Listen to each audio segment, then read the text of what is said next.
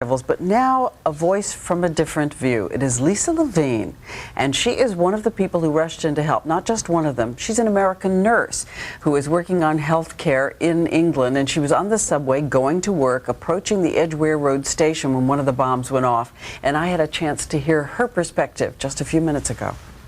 And Lisa, we're so glad you're with us this morning. I want to go back to the moment. I know you heard the explosion, heard screaming, and they asked for medical personnel. How did you get off your train?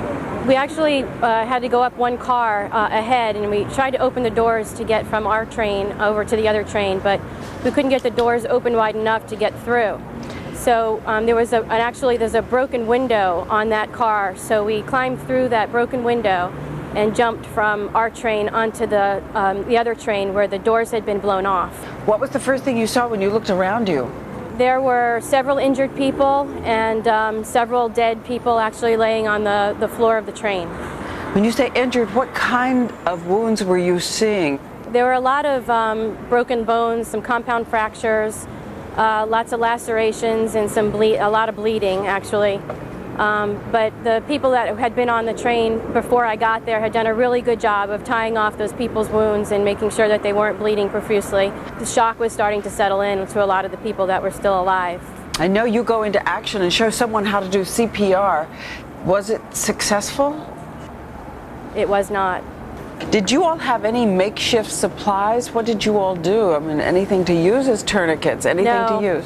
We used people's ties and scarves, and one gentleman that was on, I think was on my train, that came over to the other train with us, took his shirt off, his dress shirt, and we were able to use that. I had tied a sweatshirt around somebody's leg. She had a wound on her leg.